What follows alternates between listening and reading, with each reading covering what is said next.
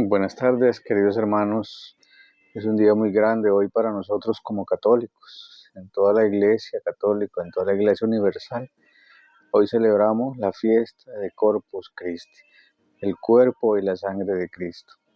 Es un misterio muy grande, algo maravilloso, que Jesucristo, siendo Dios, siendo todopoderoso, Dios Hijo, se quiso quedar en un pedacito de pan tan insignificante para muchos y a la vez tan maravilloso y tan grande.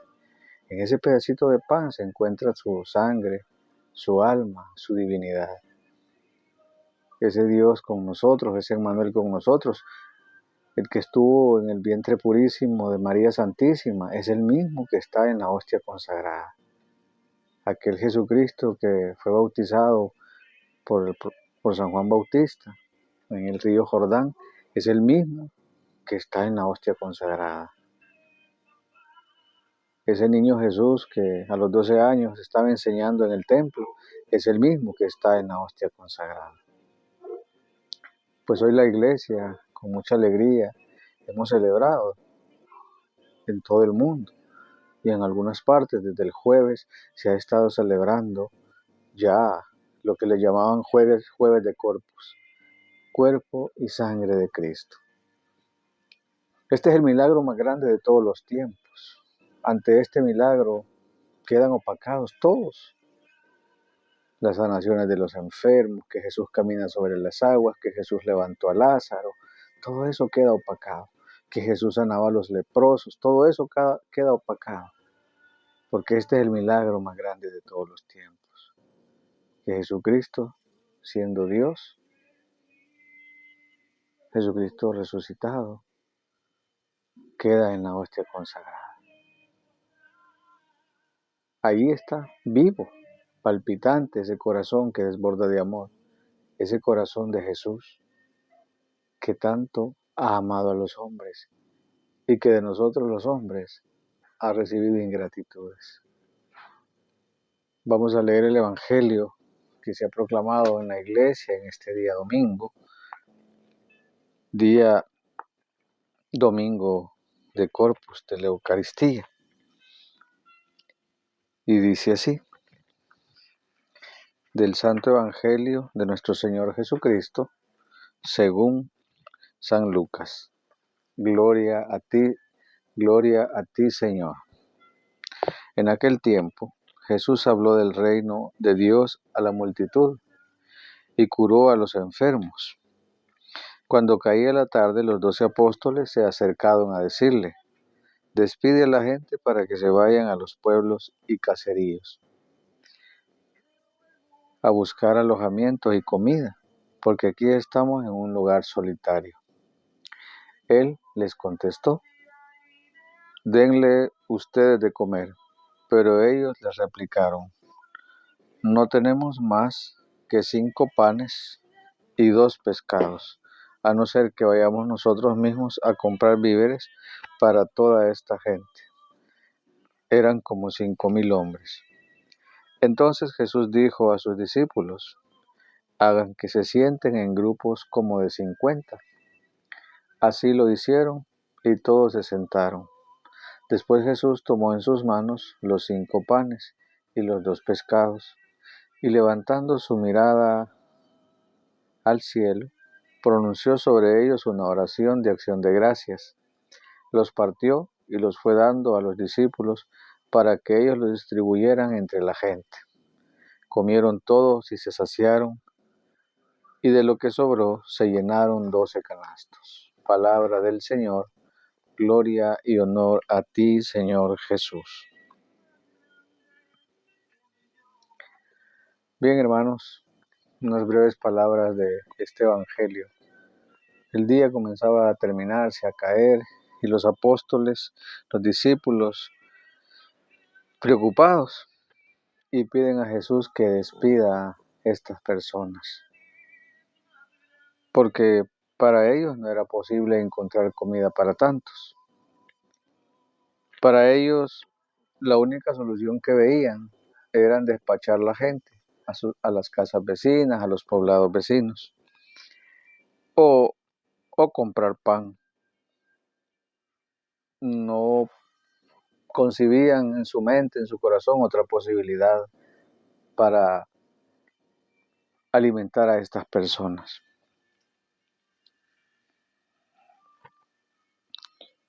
El Señor Jesús les hace una propuesta: denles ustedes de comer. Me imagino que en aquel momento aquellos hombres se asustaron y han de haber puesto a preguntar: ¿y cómo les vamos a dar de comer? ¿O cómo vamos a alimentar a tanta gente? ¿O cómo vamos a hacer? Tenemos que comprar, no tenemos pisto, no tenemos plata. Pero ellos son los que deben solucionar el problema. Y la única cosa que se les ocurre es mandar a comprar o despachar a la gente. Es una solución tradicional o una solución más práctica. El Señor Jesús los manda a que sienten a las personas en grupos de 50. Ellos obedecen. Y entonces Jesús, el Señor, pide los panes, los bendice y empieza a repartirlo. Y dice el Evangelio que sobran 12 canastos. Esto no es la primera vez que se hace, de dar de comer a una multitud. Si nosotros nos vamos al Antiguo Testamento, recordamos a Moisés. Él es el primero que dio de comer a la gente hambrienta en el desierto, después que salen de Egipto. Y luego también Eliseo es el que en el Antiguo Testamento hace desaparecer el hambre y la muchedumbre con unos panes también. Entonces, se cree y se dice que Jesús, el Señor, es el nuevo Moisés, el nuevo profeta que había de venir a este mundo. El Señor siempre se preocupa por alimentarnos. Esta gente que habla el Evangelio andaban tras de Jesús, andaban escuchando su palabra, lo perseguían, algunos por interés que les diera de comer, porque en otra palabra dice él: ustedes me siguen porque les di de hartar. Así está el texto. O porque les hacía su hambre, o sea, por interés. Otros porque en realidad buscaban el mensaje del Señor. Pero Él no despedía con las manos vacías. Cuando nosotros vamos a la Santa Misa, vamos porque nos sentimos necesitados, vamos porque es obligación, vamos por cumplir un compromiso. Pero sea como sea, Él no nos despide vacíos. Nos ofrece su cuerpo, nos ofrece su sangre, nos ofrece su alma, su divinidad, para saciarnos, para saciar nuestra hambre. Por eso dice: bienaventurados los pobres de espíritu. Siempre hay que ir como bien pobres de espíritu, o sea, necesitados de Dios, necesitados del Señor. Entonces, en aquel momento ya se estaba como un prototipo de la Santa Eucaristía. ¿Qué es lo que está pasando hoy? Cada vez que vamos a la Santa Misa, el Señor nos da de comer. Y no nos da de comer una galletita, como dicen los protestantes. Nos da de comer su cuerpo, su sangre, su alma y su divinidad. Y eso es lo más grande que tenemos en la iglesia. Jesús resucitado en la hostia consagrada. Es el milagro más grande de todos los tiempos. Es el tesoro de la iglesia. Los tesoros de la iglesia no son los que están en el Vaticano, como dicen muchos. El tesoro de la iglesia es la Eucaristía. El tesoro de la iglesia es ese sacramento que nos da vida en abundancia. El tesoro de la iglesia es ese sacramento que dice el Señor que el que come de su carne y bebe de su sangre tendrá vida eterna. Y Él lo resucitará en el último día y lo resucitará para la vida eterna, para vivir con Él, no para la condenación eterna. La segunda lectura de hoy del apóstol San Pablo a los Corintios dice así: hermanos, leeré una parte. Yo recibí del Señor lo mismo que les he transmitido, que el Señor Jesús, la noche que iba a ser entregado, tomó pan en sus manos y pronunciando la acción de gracias lo partió y dijo: esto es mi cuerpo, que se entrega por ustedes. Hagan esto en memoria mía. Lo mismo hizo con el cáliz, después de cenar, diciendo: este cáliz es la nueva alianza, que sella con mi sangre. Hagan esto en memoria mía siempre que beban de él. Por eso, cada vez que ustedes comen de este pan y beben de este cáliz, proclaman la muerte del Señor hasta que vuelva. Palabras claras y claves. Este es mi cuerpo. Esto es mi cuerpo. El Señor Jesús nos dijo: esto simboliza mi cuerpo, esto se parece a mi cuerpo, esto es como un asemejamiento a mi cuerpo. Dijo el Señor muy claro: esto es mi cuerpo, esto es mi sangre. Y si Él lo dijo, es así. Ese día instituye el sacramento de la Eucaristía para darnos vida, algo que no se comprende a los ojos humanos. Como Él, siendo Dios, se mete en un pedacito de pan y dice: cómanme, tritúrenme. Y es lo que el Señor hace: quedarse con nosotros, que lo mastiquemos, que lo trituremos, que nos alimentemos con Él. Porque cada vez que comemos de su cuerpo eucarístico, estamos haciéndonos semejantes a Él. Así como Él se hizo semejante a nosotros, menos en el pecado. Se hizo uno como nosotros. Entonces, esto debemos de tenerlo claro. Fuera de la Iglesia Católica, dicen por allí que esa es una galleta que el cura les da. Eso lo dice la gente ignorante y atrevida. Y ya quisieran ellos tener ese tesoro más grande que nosotros tenemos. De hecho, muchos fuera de la iglesia dicen que celebran Santa Cena, pero eso es un pan el que se comen, o una galleta, y eso sí es una galleta o es un pan. Ahí no está la presencia real de Jesucristo, ahí no está, porque eso se lo comen, lo procesa su cuerpo y lo que va a desechar lo botan. En cambio, la Eucaristía no se va al estómago, ni la botamos. Ese es el misterio de la Eucaristía. Entonces, pero en eso que comen estos hermanos que nos critican y que nos atacan, no sucede el milagro de la transustanciación. Porque ni las manos de estas personas están ungidas para que suceda el milagro de la transustanciación. Lo que ellos hacen sí es un simbolismo. Lo que nosotros comemos es Jesús, propiamente Jesús, vivo y resucitado. ¿Por qué los milagros eucarísticos? ¿Por qué?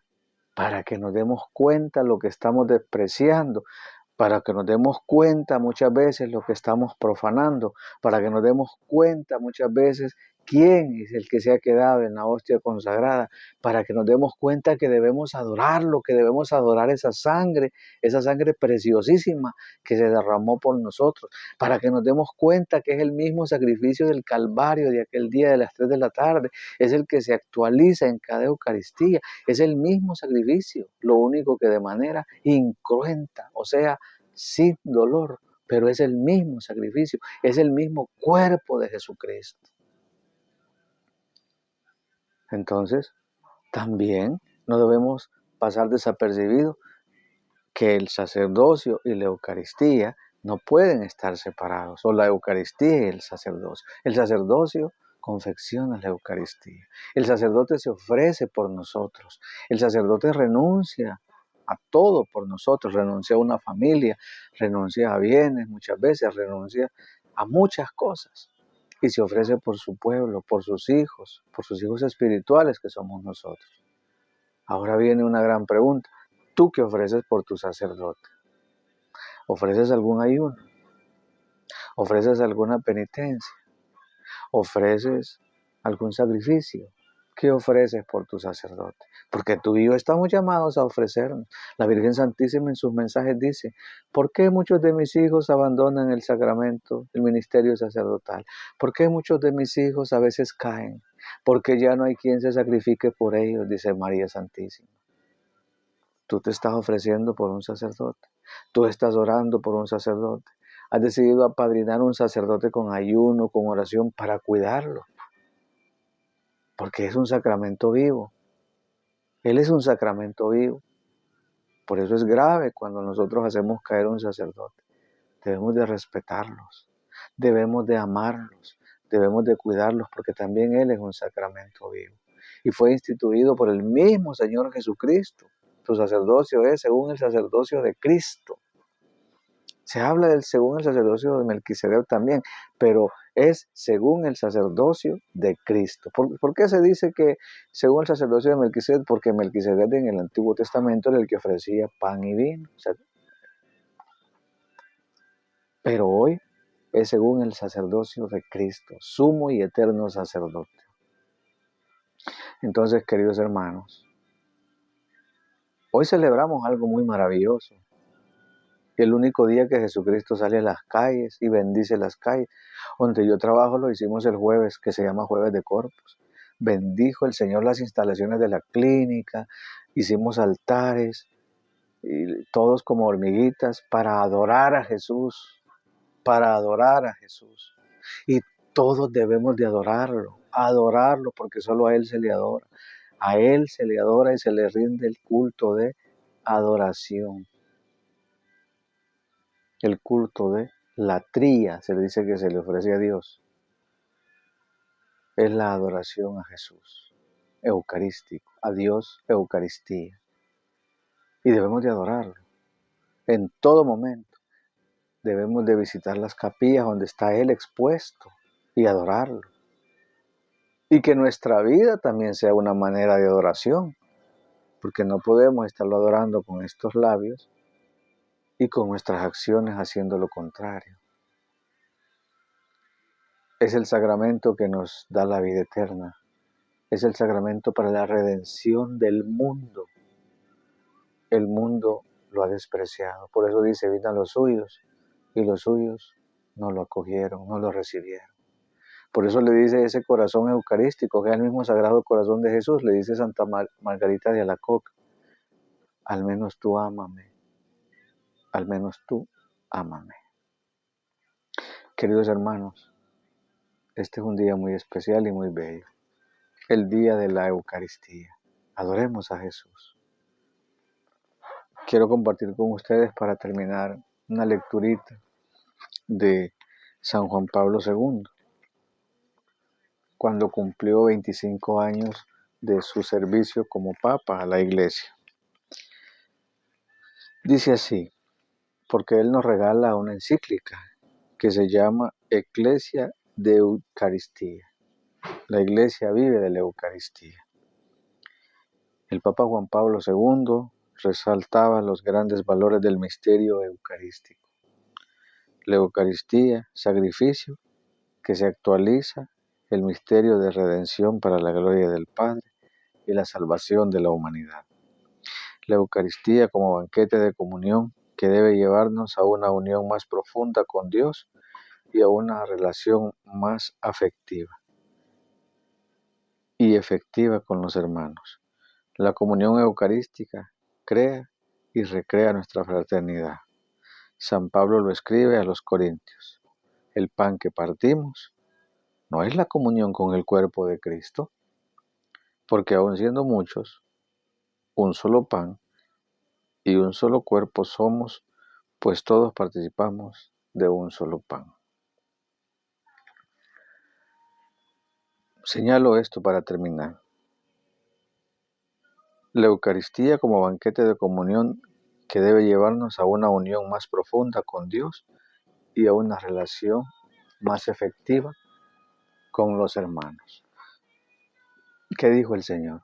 Padre, que todos sean uno, como tú y yo somos uno. Si tú eres persona de Eucaristía, si tú eres persona de misa diaria, si yo soy persona de Eucaristía, si yo soy persona de misa diaria, no debo de darle cabida a resentimientos, odios, habladurías, hipocresías. Debe de crecer el amor y la fraternidad con mis hermanos. Pero en las parroquias no sucede eso. Muchas veces parecen campos de batalla. ¿Y comulgamos? Entonces, ¿qué quiere decir? Que estamos tomando la Eucaristía muchas veces como juego. O que comulgamos porque nos vean o porque nos vea nuestro querido sacerdote. No, hermanos. Si la Eucaristía no te está limando las asperezas tuyas para con tus hermanos, preocúpate. Si la Eucaristía no te está ayudando a ser prudente, preocúpate. Si la Eucaristía no te está ayudando a la fraternidad y a amar a tu prójimo, preocúpate. Porque entonces no estás dejando actuar a Jesús en tu vida. Estás recibiendo la comunión sin meditar lo que recibes. Solo lo recibes por recibirlo. Solo lo recibes por cumplir un compromiso quizás o porque te vean que comulgas. Por eso yo muchas veces he dicho que una persona comulga no es garantía que vive la gracia de Dios. Termino con esto. Es como que aquellos que aunque estén casados por la iglesia, pueden tener su matrimonio bajo la esclavitud del demonio o del pecado. Aunque estén casados por la iglesia. No porque están casados por la iglesia, puedan vivir la gracia de Dios en el matrimonio. Pero eso es tema para otro día. Entonces, queridos hermanos, nosotros debemos de mantener esa relación con Cristo, íntima, y dejar que Él viva en nuestras vidas y actúe en nuestras vidas. Y medita esto, si eres de comunión diaria o si eres persona que comulga frecuentemente, debe de notarse. Digamos en este día, infinitamente sea alabado mi Jesús sacramentado, infinitamente sea alabado mi Jesús sacramentado, infinitamente seas alabado mi Jesús sacramentado. Un abrazo a todos y que el Señor les bendiga. Buenas noches.